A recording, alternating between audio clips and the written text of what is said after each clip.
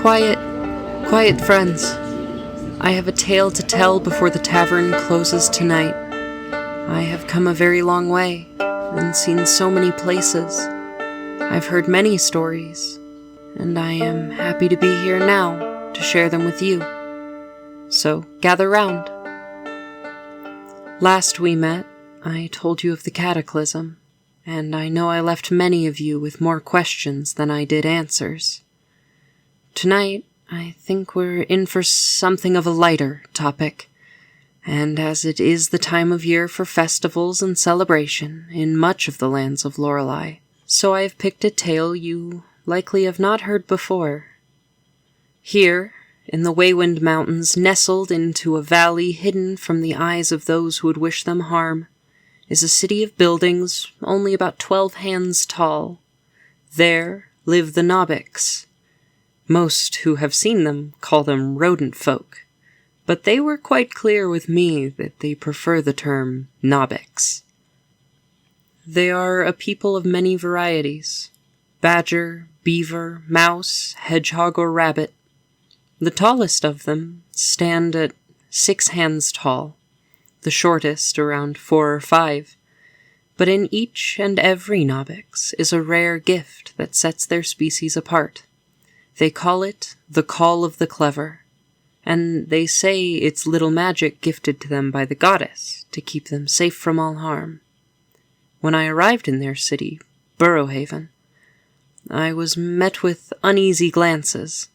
However, they welcomed me to camp nearby, and so I did. Their homes were too small to allow me entrance in most cases, but each morning as the sun rose, I would awake in my tent to hear the symphony of the rain, and a kind word, as a young beaver brought me breakfast each day. Her name was Eva Lumbersaw. She became my guide to the world of the Gnawbix and their culture. She told me their history and the rules of their land, but best of all, she made the most wonderful pies. Rosehip and walnut was my favorite. When I arrived in the valley of the Gnawbix, they were preparing for a great feast to be held on the 40th day of fall. The Ferrets' feast, they called it. I asked Eva about its origins, and she scampered back to her home, returning later with a large quilt made by hand by her great-great-grandfather 300 years in the past. On its delicate stitching were beautiful murals that depicted the history of how the Gnawbix found their way to their valley. I wish to tell you that story tonight. Here, in the kingdom of Belgravelt, is where our tale begins.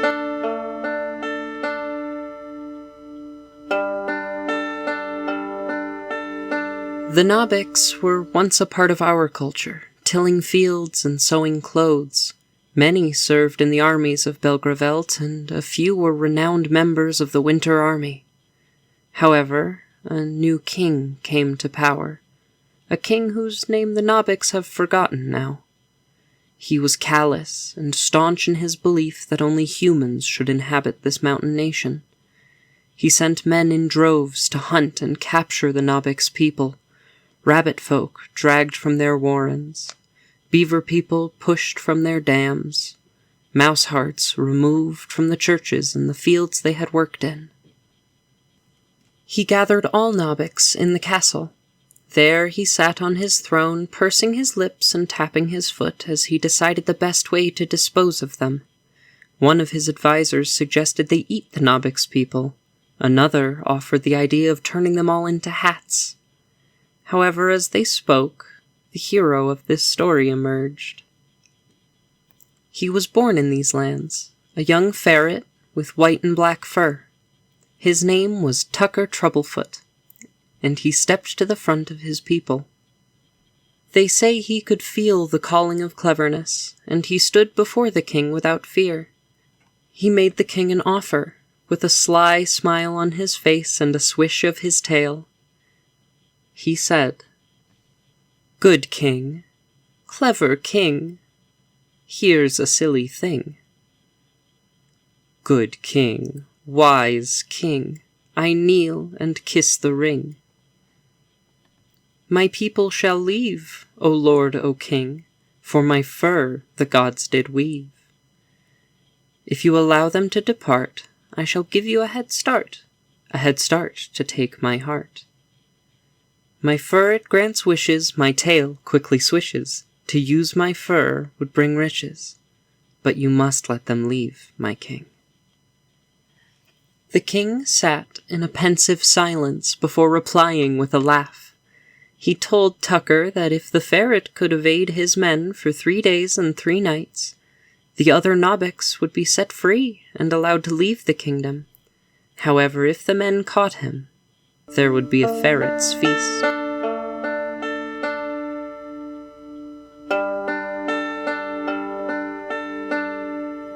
Tuck Troublefoot saw this as fair and began to walk out of the crowd towards the door. There he saw his sister, and he gave her a tight hug. He then departed the courtyard of the king's spring palace. After an hour, the chase began. Tuck saw the castle gates open and the legions of knights on horses thundering out in all directions. Tuck took one moment to look at the rain clouds and let out a giggle. His fur wasn't magic, but that didn't matter. Tuck was a ferret, and that is magic enough. Under brush and over logs he ran, his sleek black and white fur shimmering in the light as he scrambled up rocks and along rivers. He could hear the thundering of hooves all around him.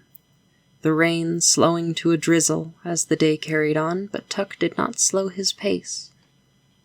Every so often, the knights and men-at-arms would come close to catching him, spotting him upon a tree branch and loosing bolts from their crossbows at Tuck. However, he was too quick and too cunning. He would set up stacks of rocks shaped like himself to trick the soldiers, snares and tripwires to catch their big clumsy boots.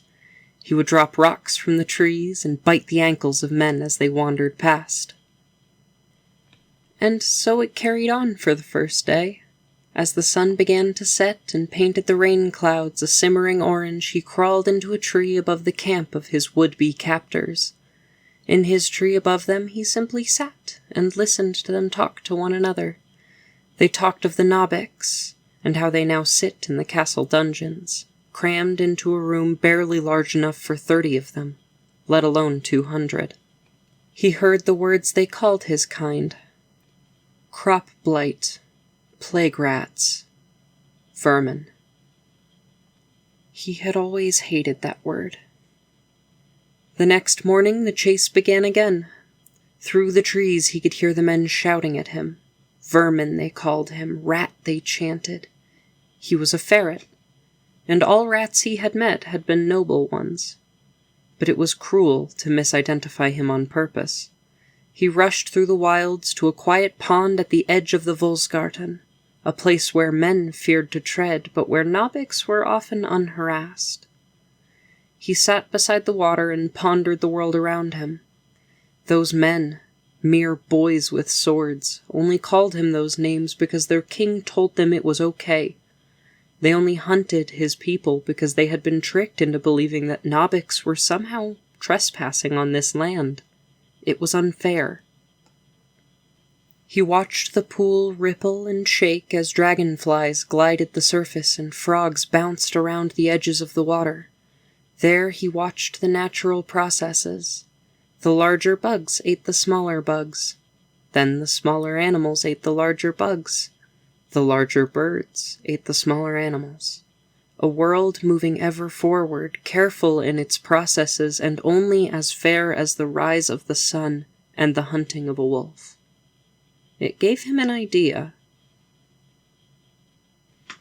He returned to the grounds where the knights thought he was. Instead of harassing them, he spent the day following them around, scavenging the things they left behind, learning about the castle and its occupants, conducting a plan.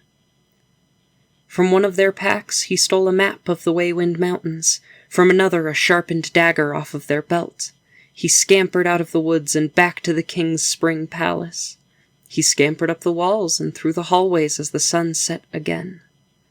In a large, ornate room he found the king, asleep. He readied the dagger and held it high, his eyes locked on the monstrous man as he steadied his own heart.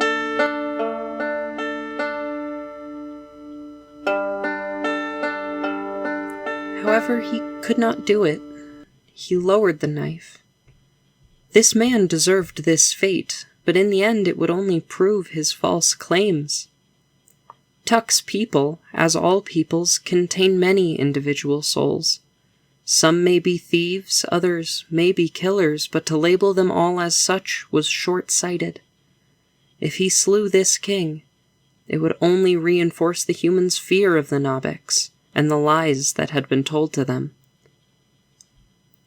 He left the king's castle, much on his mind. If killing the man proved nothing, and winning his silly game may be nothing but a distraction, what could Tuck Troublefoot do? The morning of the third day, Tuck sat awake and watched the sun rise on a cloudless day.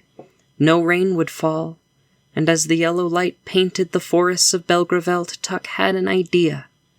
He wandered down from his tree and found a wandering knight, riding his horse down the road. The man's eyes lit up as Tuck lifted his fuzzy wrists and surrendered. The knight brought Tuck back to the king, and Tuck watched as the halls of the spring palace filled with knights and soldiers in red armor. The king brought the 200 Gnawbix up from the dungeon. Many wept when they saw Tuck, for their only hope had seemingly failed them. Tuck stood silent as the king demanded he speak his last words so that they could be done with this. He simply looked around the room, waiting for more of the king's soldiers to arrive. Once enough had filled the great hall, the young ferret stepped forward. He addressed the room, never turning back to face the king, as this message wasn't for him. You claim we eat your grain, stealing food from your plate and veggies from your field. It is we who work those fields, who toil in the summer rain to feed your children. Your king steals his fill, the kitchens and larders of his 5 castles packed to their precipice, yet he tells you to hate me, for the vermin have robbed you of your bread. He tells you we spread disease, filthy hands and dirty fur, causing blights upon your streets and piling your dead. We have no say in illness, as it hits us just as hard. However, your king refuses to pay for his cities, his towns, and his lands, so illness can run as rampant as she chooses. Yet he tells you it is us vermin who have poisoned your water. He tells you we steal, absconding with your coins, your crowns, your money. Yet if you watch us, we have no money to hold either. We live as lowly as the lowest of you. He lives in a different castle each season, built with your crowns, and yet he pays you so little. Yet he warns you the rodents will take your homes. Any doubts you may have can be answered with his palaces. Go raid the larder, go check the coffers, go see the servants' quarters where green vein disease runs as rivers flow. Know this, I am not your enemy. A ferret I am, but an invader I am not.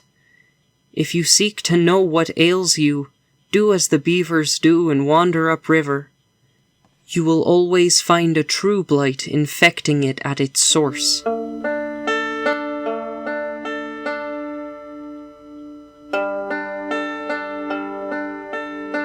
The soldiers stared at Tuck, many nodding as they realized the truth.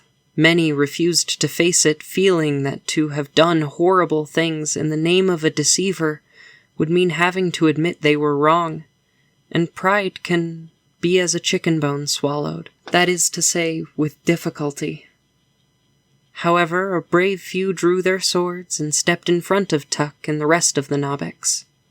The king was in a panic. Not only had Tuck been right, but he had been humiliated in front of his own men. To kill Tuck would be to admit that he was right, but to let the Gnawbix free would do the same. Tuck stepped around the soldiers who had drawn steel to protect him and made an offer. He told the king that his people would leave Belgravelt, No sense in staying where they were not wanted and were treated poorly. They would wander away and never be seen in the valley again. However, he did warn the king that at the first sign of a red tabard or shield on the horizon, the Gnawbix would tell every breathing soul in his kingdom of his traitorous behavior. The king, fed up and too pompous to accept defeat with grace, agreed with a sneer and a scoff, and the Gnawbix quickly fled Belgravelt. They built Burrowhaven, their city run by the laws of nature. They helped each other. They survived together. They fought off the worst the world can offer as one people, and in this space they began to thrive. Each year, on the 40th day of fall, they celebrate Tuck Troublefoot and his wit. The Ferrets' Feast, it's called. All morning the Gnawbix bake butter bread and make potato soups with rosemary and garlic. They construct great tables for the feast upon which they share cheese, bread, and dandelion wine. They make teas of rose, catnip, and blackberry, with which they end the night. Of course, they also bake pies for the feast. Blackberry, rhubarb, rosehip, and apple. They spend the day together, learning of each other's struggles so that one day they can solve those issues together. It is a day to reconnect, to dance and to sing and be one people who escaped the hands of a childish tyrant. Tuck Troublefoot is still remembered as a hero. Here, in Belgravelt, we know the king he beguiled to be a footnote, a failure in our nation's history. Though Tuck did not slay him, one of his own knights did. Sir William Beckron, the Red Knight of Roses, whose story is one I would like to tell you another night. Tonight, however, I leave you with this. There will always be those who are tricked by tyrants and brought low by bigots. But as the Ferrets' Feast arrives, celebrate it by loving those who struggle with you. No matter what the uninformed call you, find safety in one another. Humiliate the tyrant by being nothing of what they say you are, and allow them to show their true colors as a bully and a coward. Have a wonderful Ferrets' Feast, my friends. Dance under the moon and drink as much pie as your belly can handle. Next we meet, I will tell you of the dragon-riding knights of the north, the bravest of soldiers and the war they are fighting from the backs of their magnificent monsters. I have a tome of tales from every nation to share with you all. I have seen many monsters, many heroes. I have learned of the magic offered by the goddess and the magic humans can conjure for themselves. I have seen warfare, and I have tales of peace. I cannot wait to tell them all to you. Good night, and thank you.